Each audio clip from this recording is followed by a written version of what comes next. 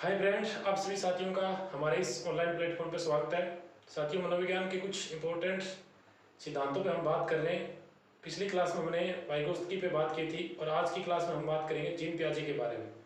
साथियों, वैसे तो आपने बहुत कुछ पढ़ रखा होगा, लेकिन हमारी ये जो क्लासें चल रही है, रिविजन क्लासें चल रही है, इसमें मैं आपको थोड़ा थोड़ा बताता हूँ, जिससे हो सकता है आपका कुछ अटका हुआ कॉन्सेप्ट क्लियर हो जाए या आपकी एक रिविजन अच्छे से हो जाए और आपको एग्जाम में बैठो तो कोई परेशानी ना हो, आपका क्वेश्चन वहाँ पे क्लियर हो जाए। तो सबसे पहले हम बात करते हैं जीन पियाजे के बारे में कि जीन पियाजे कौन थे, कहाँ से आए थे। तो बात करें तो जीन पियाजे साथियों जीव वैज्ञानिक माने जाते हैं।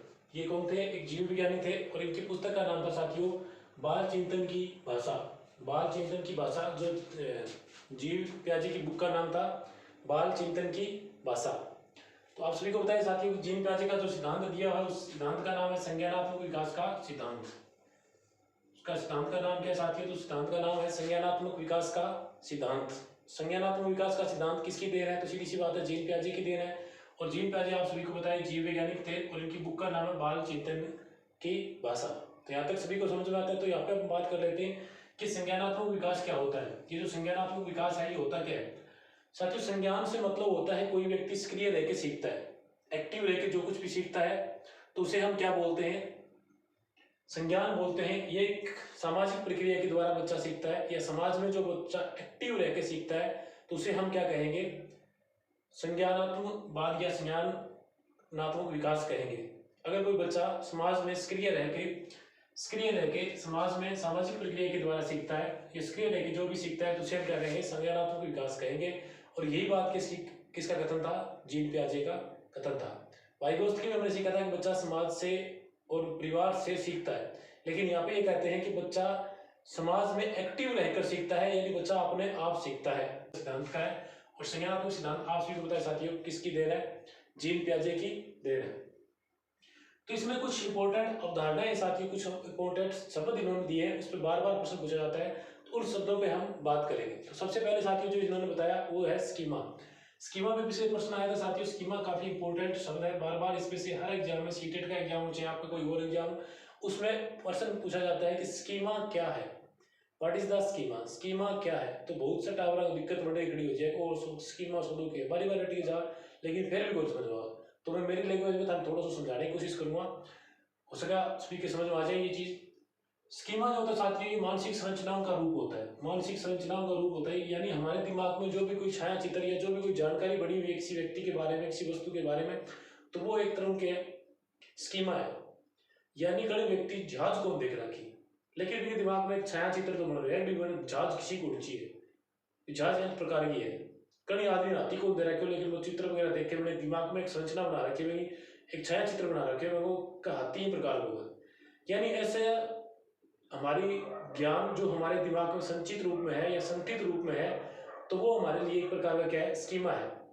यानी सूचनाओं का संगठित रूप, सूचनाओं का संगठित रूप या संगठित पैटर्न जो होता है साथियों, वो एक प्रकार से स्कीमा होता है। यह व्यवहार करने का तरीका जो होता है, हम उसके द्वारा व्यक्ति को पहचानते हैं कि उसका व्यवहार करने का तरीका कैसा है, उसके द्वारा हम व्यक्ति को पहचानते हैं, तो वो भी उसका एक तरह से क्या है? स्कीमा है। तो स्कीमा को हम दो प्रकार में डिवाइड भी कर सकते हैं। एक तो होता है जो सूचनाओं का संगठित रूप है, जो दिमाग के रूप में होता है, ज्ञान के रूप में होता है, मानसिक क्रिया होती है, उसी में क्या कहते हैं? ज्ञानात्मक या मानसिक स्कीमा कहते हैं, उसको ज्ञानात्मक या मानसिक स्कीमा कहते हैं। और एक जो होता है साथियों, हमारे उस शरीर के द्वारा हम किसी का अंदाजा लगाते हैं कि इसका कैसा स्कीमा होना चाहिए, या उसका व्यवहार के द्वारा हम अंदाजा लगाते हैं कि उसका स्कीमा कैसा है, तो उसको हम क्या कहेंगे? शारीरिक या व्यवहारात्मक स्कीमा कहेंगे। शारीरिक या व्यवहारात्मक स्कीमा कहेंगे। कई बार ऐसे पूछ लिया जाता है, तो ये थोड़ा सा क्लियर हो गया होगा। तो एक बार फिर मैं रिपीट कर देता हूँ। हमारे दिमाग में किसी व्यक्ति या वस्तु के बारे में कोई छाया चित्र या कोई जानकारी बनी हुई है, तो वो हमारे लिए क्या है? एक प्रकार से स्कीमा है। यानी कोई भी चीज आप देखी और देखने के बाद भी वो एक दिमाग में मैप बन गई, एक संरचना बन गई, एक जानकारी बन गई, तो वह अपने लिए स्कीमा है। आज जरूरी कोई नहीं, आप कई बार सुन के भी कोई चीज स्कीमा बना उसका, कोई चीज ने जान के भी बना उसका। तो एक पुराना चित्र कोई चीज के बारे में आप लोग पढ़ रहे हैं, वो क्या स्कीमा है जी? आप हिटलर ने कौन देखे, लेकिन हिटलर के बारे में अपने दिमाग में स्कीमा है, हिटलर है तरह वो आदमी हो, तो भाई एक प्रकार की स्कीमा है। अगर अपने सामने हिटलर आवा है या मेरे को कोई और व्यक्ति आवा है, तो आप अपनी तुलना करा कि हिटलर उसका है या के उसका है, तो आ एक प्रकार की स्कीमा। स्कीमा निश्चित कॉर्नर पर बदलती रहे, परिवर्तित होना की चीज है। स्कीमा निश्चित नहीं होती है, परिवर्तित होती रहती है। प्रत्येक व्यक्ति का विचार बदलता रहता है, उसके दिमाग का विचारों का संगठित रूप जो है वो स्कीमा है वो क्या होता है, बदलता रहता है। तो स्कीमा समझ में आ गई। इस तरीके मानसिक संरचनाओं का रूप, मानसिक संरचनाओं का संगठित रूप, मानसिक संरचनाओं का पैटर्न, व्यवहार का तरीका, व्यवहार का ये सारी व्यवहार क्या है, तो ये सारे स्कीमा के अंतर्गत आते हैं। तो ऐसा कोई क्वेश्चन आए तो आई होप यू आप सभी का क्लियर हो जाएगा। इसके बाद में जीन पियाजे ने बात की थी अनुकूलन के बारे में। इसके बाद में जीन पियाजे जो बात करते हैं वो करते हैं अनुकूलन के बारे में। अनुकूलन साथियों आप सभी को पता है जन्मजात योग्यता होती है, प्रत्येक व्यक्ति या बच्चे की जन्मजात योग्यता होती है अनुकूलन। यानी जो भी बच्चा जन्म लेता है, जो भी प्राणी जन्म लेता है, जन्म लेते ही वो क्या करता है, वातावरण के साथ में अपने आप को अनुकूलित करता है, उसमें अपने आप को रखने की व्यवस्था करता है, किस तरह से उसको वहाँ के तापमान के हिसाब से ढलना है, किस तरह से वहाँ के वायुमंडल में जो परिवर्तन हो रहे हैं उनके बारे में ढलना है। तो सारा वो क्या होता है, जन्मजात होता है। तो अनुकूलन प्रत्येक व्यक्ति में पाया जाता है और ये हमारा क्या होता है, जन्मजात योग्यता होती है। हर व्यक्ति में, हर जो सजीव है उसमें अनुकूलन करने की क्षमता पाई जाती है। तो सभी को समझ में आ गया अनुकूलन। लेकिन ये अनुकूलन के 3 चरण होते हैं साथियों। इन तीनों चरणों के बारे में हम बात करेंगे एक एक करके। एक तो है आत्मीकरण, दूसरा है समायोजन और तीसरा है संतुलीकरण। तो ये तीनों चीज क्या है उसके बारे में पूछा जाता है, इसके बारे में हम बात करेंगे। सबसे पहले हम बात करते हैं आत्मीकरण या समावेशीकरण भी इसको कहते हैं। आत्मीकरण या समावेशीकरण भी इसको कहते हैं, एसिमिलेशन। तो ये साथियों आत्मीकरण या समावेशीकरण का मतलब है कि अगर किसी बच्चे ने कोई चीज को पहले देख रखा है, पूर्व में जो उसका ज्ञान है उसको कोई उसी ज्ञान से वो कोई नई वस्तु को जोड़ता है, तो एक प्रकार से उसका क्या है, आत्मीकरण है। पूर्व ज्ञान में नवीन ज्ञान या विचार को जोड़ना ही क्या कहलाता है, हमारा समावेशीकरण या आत्मीकरण कहलाता है। या हम पूर्व ज्ञान से तुलना करते हैं, या हम क्या करते हैं, पूर्व ज्ञान से तुलना करते हैं किसी चीज की, तो वो हमारे लिए क्या होता है, एक प्रकार से आत्मीकरण, एसिमिलेशन होता है। देखिए इसके उदाहरण से क्लियर करते हैं कि कोई बच्चा है जिसने क्या है, सूअर को नहीं देखा है। कोई बच्चा है जिसने सूअर को नहीं देखा है और उसने कुत्ते को देख रखा है। किसी बच्चे ने सूअर को नहीं देखा है, उसने कुत्ते को देख रखा है, उसे पता है कि कुत्ता है।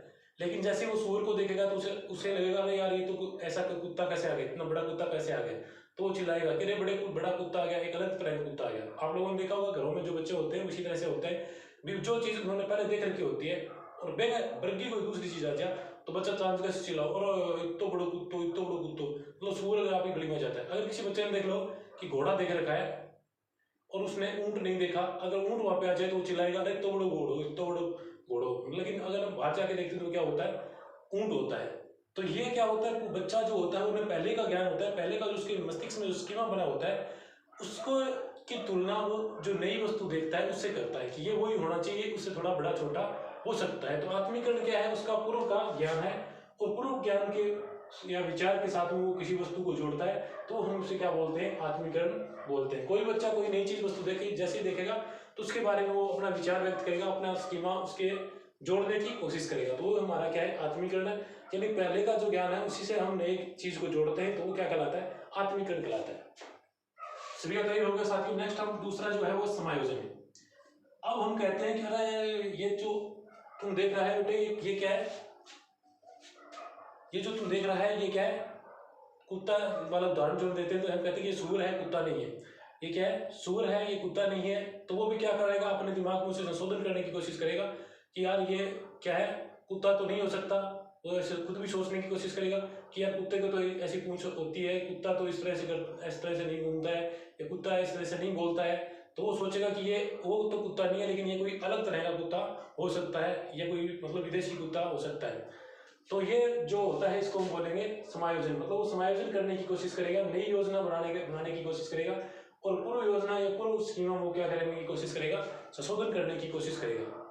जैसे उसने पहले मान लो ऊंट देख रखा है, उसके बाद में अगर वो घोड़ा देखता है तो वो सोचेगा कि यार ये घोड़ा, छोटा घोड़ा कैसे है, या छोटा ऊंट कैसे है। या उसने अगर घोड़ा देखेगा, ऊंट देखेगा तो वो सोचेगा यार ये घोड़ा जो है उसकी कुबड़ कैसी है, इतनी लंबी नाड़ कैसे है। मतलब वो उसमें तुलना करने की कोशिश करेगा, और वो समझेगा इस चीज को कि ये जो चीज तू पहले से देख चुका है वो ये चीज नहीं है, और ये कोई दूसरी चीज है। तो यानी हम उसे नई चीज बताने की कोशिश करेंगे, हम उसे उसके बारे में जानकारी देंगे कि बेटा ये जो तू घोड़ा देख रहा है, ये घोड़ा जिसको बोल रहा है, ये घोड़ा नहीं ऊंट है। ये जिसे तू सूअर को कुत्ता बोल रहा है, ये कुत्ता नहीं, ये सूअर होता है बेटे से। तो भी इस चीज को समझने की कोशिश करेगा। तो इसी को हम क्या कहेंगे, समायोजन कहेंगे। पूर्व ज्ञान में वो क्या करेगा, संशोधन करने की कोशिश करेगा, संशोधन करने की कोशिश करेगा। इसी को क्या बोलते हैं, समायोजन बोलते हैं। यानी बच्चा जब कोई नई चीज देखता है तो उसके बारे में सबसे पहले वो क्या करता है, आत्मीकरण करता है। यानी वो जो दिमाग में उसकी चीज थी उसी के बारे में सोचता है, और उसके बाद में वो क्या करता है, समायोजन करने की कोशिश करता है, यानी वो उसे नया रूप में जोड़ने की कोशिश करता है। उसके दिमाग में जो स्कीमा या जो योजना है पूर्व में जो बनी हुई है उसमें वो क्या करता है, संशोधन करता है। संशोधन करने की ये जो क्रिया है इसी को हम क्या कहते हैं, समायोजन कहते हैं। संशोधन करने की जो क्रिया है इसी को हम क्या कहेंगे, समायोजन कहेंगे साथियों। नेक्स्ट है संतुलीकरण। नेक्स्ट हमारे पास क्या है, संतुलीकरण। संतुलीकरण में क्या होता है, बच्चा उसे समझ आता है कि हाँ ये जो तू देख रहा है ये कुत्ता नहीं है, ये पापा ने बताया, किसी और ने बताया कि सूर है, तो ये क्या है, सूर है। या जो उसने पहले घोड़ा देखा है, ऊंट देखा है, अब उसे पता चल गया कि ये घोड़ा नहीं, ये क्या है, ऊंट है, ये घोड़े से अलग होता है। तो अब वो घोड़े को जैसे भी देखेगा, ये घोड़े का कोई चित्र देखेगा तो अब वो क्या कहेगा कि ये घोड़ा है।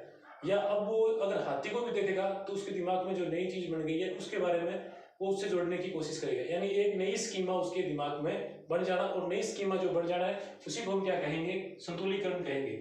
यानी पहले वाली स्कीमा यानी उसका जो है आत्मीकरण और उसका समायोजन, आत्मीकरण और समायोजन दोनों में क्या हो जाएगा, संबंध बना लेगा वो, और नई चीज को क्या कर लेगा, ग्रहण कर लेगा। यानी वो कहेगा कि ये जो है हमने देखा था ये बड़ा कुत्ता नहीं है, ये सूअर है, और वो अपने दिमाग में सेट कर लेगा। अब जब भी वो देखेगा तो अपने आप से पता चल जाएगा कि ये सूअर है, ये घोड़ा है, ये ऊंट है, मतलब चीजें वो क्लियर करेगा। तो एक नई स्कीमा बनना या नया उसमें संबंध स्थापित करना क्या कहलाता है, संतुलीकरण कहलाता है। तो साथियों ये कुछ इंपॉर्टेंट फैक्ट थे जो जीन पियाजे ने बताए थे। उसमें बार बार एग्जाम में प्रश्न पूछा जाता है। तो जीन पियाजे ने ये अवधारणा दी थी स्कीमा के बारे में। स्कीमा आप सभी को पता चल गया, मानसिक संरचनाओं का संगठन है, मानसिक ज्ञान का संगठन है। अनुकूलन आप सभी को पता है जन्मजात के लिए होती है। हर आदमी अपने आप को अनुकूलित करने का कोशिश करता है, जिस भी वातावरण में हम रहते हैं अनुकूलित करने की कोशिश करते हैं। मौसम परिवर्तन होता है तो भी हम अनुकूलित करने की कोशिश करते हैं। इसी प्रकार से बच्चा जो भी होता है या नया जो भी प्राणी होता है वो अपने आप को अनुकूलित करता है। और इसमें उन्होंने आत्मीकरण, समायोजन और संतुलीकरण को बताया। तो ये थोड़ा सा समझने वाली चीजें थी जो मैंने आपको बताई है। इसके अलावा अगर हम बात करें तो ये विकास की बात करते हैं। विकास में इन्होंने कहा है कि विकास जो होता है वो तत्व व तत्व दोनों होता है, तत्व व तत्व दोनों होता है। ये चीज याद रखना। वाइगोत्स्की की जो कहते हैं कि विकास क्या होता है, तत्व होता है, और ये कहते हैं विकास तत्व और अस्तित्व होता है। यानी कुछ अवस्था तक विकास होता है, उसके बाद विकास रुक जाता है और फिर विकास होता है। या इसमें उन्होंने कहा है कि विकास जो होता है वो अवरोही होता है। विकास क्या होता है, अवरोही होता है। मतलब इस तरह से एक बार कम हो सकता है, एक बार ज्यादा हो सकता है, एक बार कम हो सकता है या ज्यादा हो सकता है। इन्होंने कहा विकास क्या होता है, गुणात्मक होता है। विकास क्या होता है, गुणात्मक होता है। विकास मात्रात्मक न होकर कैसा होता है, मात्रात्मक न होकर कैसा होता है, गुणात्मक होता है। ये बात किसने कही, तो ये जीन पियाजे ने कही थी। तो इन्होंने कहा कि विकास जो होता है वो क्या होता है साथियों, सतत या स्तर दोनों हो सकता है, आरोही क्रम में हो सकता है, और गुणात्मक होता है, मात्रात्मक नहीं होता है। मात्रात्मक नहीं होता है, क्या होता है, गुणात्मक होता है। यानी एक अवस्था में विकास ज्यादा होगा और दूसरी अवस्था में हो सकता है विकास कम हो, और उससे अगली वाली अवस्था में फिर विकास क्या हो, ज्यादा हो। तो ये कुछ इंपॉर्टेंट फैक्ट थे। इसके अलावा हम पहले ही बात कर चुके हैं कि जीन पियाजे जो है वो चिंतन को ज्यादा महत्व देते हैं, चिंतन को भाषा से ज्यादा महत्व देते हैं। इन्होंने कहा है कि भाषा का जो विकास हुआ वो चिंतन से हुआ है। भाषा के लिए चिंतन जरूरी है, भाषा के लिए चिंतन जरूरी है। ये बात कहने वाले कौन है, जीन पियाजे। इन्होंने कहा कि पहले बच्चा चिंतन करता है और इन चिंतन के दौरान धीरे धीरे वो क्या करता है, भाषा को सीखता है। धीरे धीरे वो क्या करता है, भाषा को सीखता है। जैसा कि इसके स्पष्ट हो रहा है संज्ञानवाद। संज्ञानवाद का मतलब ये होता है कि बच्चा सक्रिय रहकर, एक्टिव रहकर समाज से सीखता है। उससे पहले वो क्या करता है, चिंतन करता है। यानी एक्टिव तभी रहेगा, सक्रिय तभी रहेगा जब वो बच्चा क्या करेगा, चिंतन करेगा। जो बच्चा चिंतन करेगा वो बच्चा क्या रहेगा, एक्टिव रहेगा। तो साथियों आपको ये समझ में आ गया होगा। इसके अलावा जो 4 अवस्थाएं जो दी हैं जीन पियाजे ने वो हम नेक्स्ट वीडियो में क्लियर करेंगे। इस वीडियो में हम इतना ही करेंगे। एक बार फिर रिपीट करता हूँ फटाफट। जीन पियाजे तो थे संज्ञानात्मक विकास का सिद्धांत दिया, ये जीव विज्ञानी थे। प्रश्न पूछा जा सकता है कि जीव विज्ञान निम्नलिखित से कौन से, तो उसमें से आए तो आपको सभी को क्लियर हो जाना चाहिए। जीन पियाजे जीव विज्ञानी थे। बाल विकास, बाल चिंतन की भाषा, इनकी पुस्तक का नाम है। इन्होंने 6 पुस्तक लिखी थी, 5 या 6 पुस्तकें लिखी थी, लेकिन इसमें इंपॉर्टेंट पुस्तक यही है जिसके बारे में हमें बार बार पूछा जाता है। संज्ञानात्मक विकास आप सभी के समझ में आ गया। बच्चों जो अपना आप सक्रिय रहेगा, जिसकी चीज ने सीखने लग रहा है या समाज उसकी भी चीज सीखने लग रहा है, इंसान संज्ञान बोला, संज्ञान में लेने लग रहा है, तो बिना पके बोला संज्ञान बोला। स्कीमा समझ में आ गई। अपना जगह भी विचार है, जगह विचार आप इकट्ठा कर रखा है, जगह व्यक्ति के बारे में विचार रखने लग रहे हैं, या कोई वस्तु के बराबर अपने दिमाग पर जगह विचार है, तो सारा के अलावा स्कीमा के अलावा। और इसके अलावा जो मैंने आपको बताया था अनुकूलन। अनुकूलन क्या होता है, हम अपने आप को जिस वस्तु के बारे में डालते हैं, हर व्यक्ति ये होता है कि वो अपने आप को डालता है। आत्मीकरण छोटे स्वरूप में आपको समझ में आ गया होगा कि ज्ञान का पूर्व ज्ञान और नवीन ज्ञान के विचारों को आपस में जोड़ना क्या होता है। आत्मीकरण होता है समायोजन। आप सभी के समझ में आ गया होगा कि नई जो हमारी स्कीमा होती है उसे पूर्व स्कीमा से जोड़ना, उसकी योजना में संशोधन करना क्या होता है, स्कीमा होता है। और संतुलीकरण भी आपके समझ में आ गया होगा कि इस आत्मीकरण और समायोजन के बीच में जो हम संबंध स्थापित करते हैं वही क्या है, संतुलीकरण है। तो साथियों, आई होप ये वीडियो आपको समझ में आ गया होगा। अगर आपको हमारा वीडियो पसंद आए तो साथियों चैनल को सब्सक्राइब करें, वीडियो को शेयर करें और लाइक करना भी नहीं भूलें। Thank you for watching.